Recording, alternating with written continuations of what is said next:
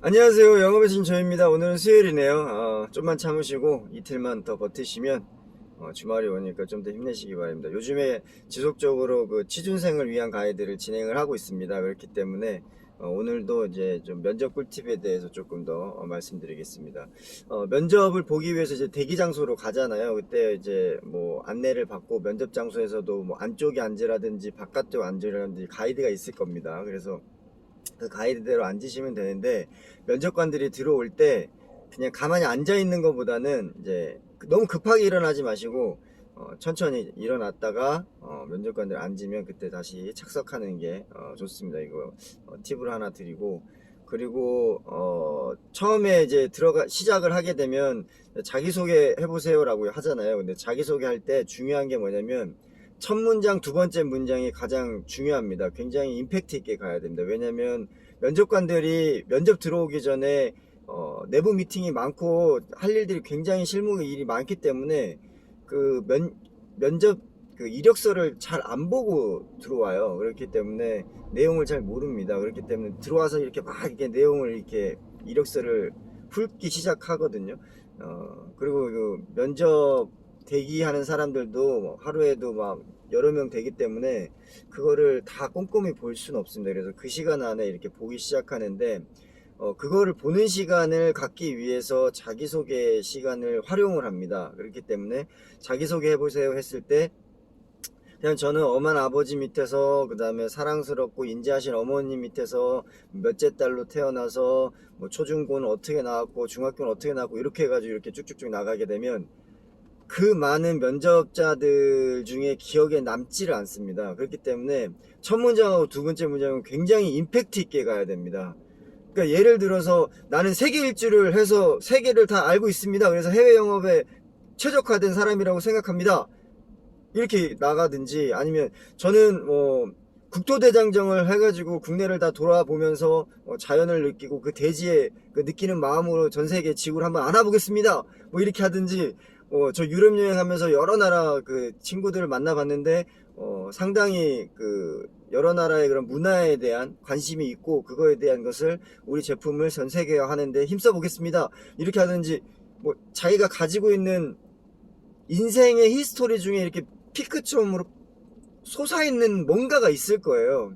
저는 마라톤 대회에서 뭐 제주 마라톤이 됐든 부산 마라톤이 됐든 서울 마라톤이 됐든 보스턴 마라톤이 됐든 마라톤 대회 나와가지고 완주를 했는데 그때 어떤 심정을 가지고 있는데 그거를 최대한 활용해가지고 집중력 있게 이 회사에서 일을 한번 해보겠습니다. 이렇게 하든지 뭔가가 있습니다. 인생에 있어서 굴곡이 낮은 것도 있을 수도 있고 높은 것도 있을 수도 있고, 그래서 임팩트 있는 거 하나를 선택하셔가지고 높은 거 있으면은 장점으로 승화시키고 낮은 게 있으면은 그 낮은 걸 어떻게 극복하고 있다, 또는 극복을 했다, 아니면 극복할 예정이다, 이렇게 해가지고 처음 기선제압을 해야 됩니다. 그래서 이 이력서를 보고 있다가 저 친구 뭐지? 하는 게 있어야 돼요.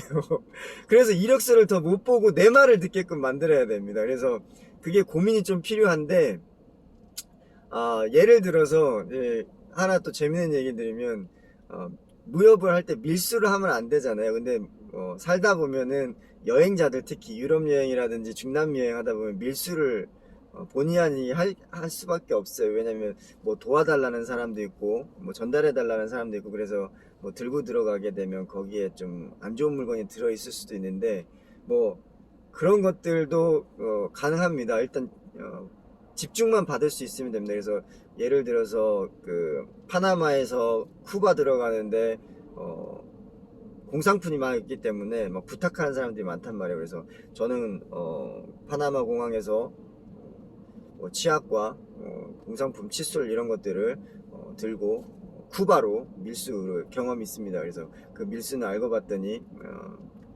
합법적이진 않았지만 그래도 그런 걸로 인해서 무역에 대해서 정확히 해야 되겠다는 것을 뭐 깨달았습니다. 뭐 이렇게 얘기를 한다든지, 이렇게 포인트를 이렇게 잡아가지고 기선을 제압을 하시면 거기에서 점수를 일단 따고 일단 기억에 남습니다. 그 세계 일주한 친구, 그때 밀수한 친구, 뭐 그 친구 괜찮지 않아? 뭐 이렇게 기억에 남는 겁니다.